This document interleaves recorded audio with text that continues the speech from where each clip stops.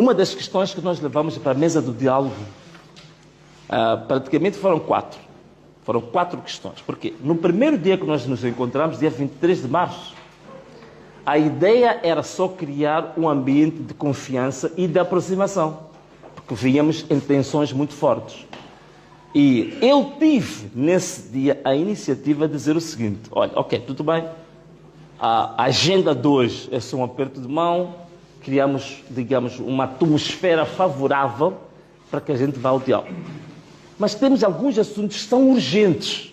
Então eu queria propor que pelo menos hoje abordássemos os assuntos urgentes, ficando para depois os outros temas que podem ser tratados um pouco mais devagar. Quanto a isto, nós tivemos um acordo, e volto a dizer, tivemos um acordo e perante testemunhas e pessoas, digamos assim, de muita credibilidade social em Moçambique. Estavam lá 8 pessoas que vocês já ouviram, já citamos os nomes dessas pessoas várias vezes. Tivemos um acordo em relação a isto. E volto a dizer que tivemos um acordo em relação a isto. Nós temos hoje mais ou menos cerca de 4.000 pessoas detidas há um pouco mais de 6 meses e que muitas delas nem sequer têm uma acusação. Nunca foram, digamos assim, colocadas perante um juiz, nunca foram colocadas perante um procurador. Então era preciso que essas pessoas fossem restituídas à liberdade, ao convívio familiar. Isto também tivemos um acordo. A única questão aqui que ficou pendente era uma questão técnica. Se iríamos pela via da amnistia ou pela via do indulto. Portanto, ficou esse problema técnico. Mas, na essência, que as pessoas deviam ser restituídas à liberdade, não havia dúvidas, nem havia nenhuma contradição relativamente a isto. E eu digo, estes 4 pontos foram os pontos acordados ainda no primeiro encontro, no dia 23 de março. No dia 20 de maio, essas questões só foram reforçadas. Foram reforçadas e acrescentou-se um ponto, os 2, que não foram discutidos no primeiro, quais são? Primeiro, o registro do partido. Foi discutido no segundo encontro.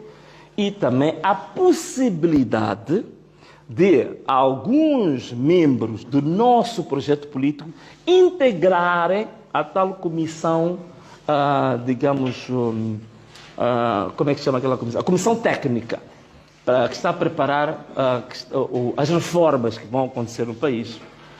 Essas 2 questões vieram a ser acrescentadas às 4 que eu já falei. Em relação a essas matérias, eu volto a dizer aqui, de forma direta, olhos nos olhos, estes assuntos nós tivemos um acordo e temos testemunhas. São os 8 facilitadores que estiveram lá, testemunharam isto, bateram palmas perante estes assuntos. Portanto, este comportamento que ele teve, para mim, realmente chocou a todos. Chocou a nós, chocou os facilitadores, chocou os moçambicanos todos. Porque, inclusivamente, há um vídeo, por acaso ontem, há um jovem que me enviou, há um vídeo que ele dá uma entrevista depois do nosso encontro e ele fala de acordo. Existe um vídeo, por acaso eu tenho aqui, tenho que pedir aos jovens para fazer o corte dessa parte e nós partilharmos com o mundo. E foi uma televisão da presidência, que depois partilhou as imagens com a TVM e os outros. Portanto, existe uma peça audiovisual que ele fala de acordo. Portanto, nós tivemos de acordo. Então, eu prefiro pensar que ele deve estar com problemas da autoridade lá dentro. Mas esse problema é um problema interno, partidário. Os moçambicanos não têm absolutamente nada a ver com isto.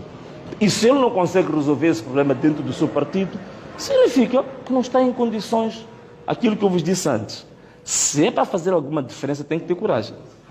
Porque com aquele grupo que anda ali dentro, e ele começa assim, meus amigos, o país só pode entrar cada vez mais no precipício. Não tem outra solução.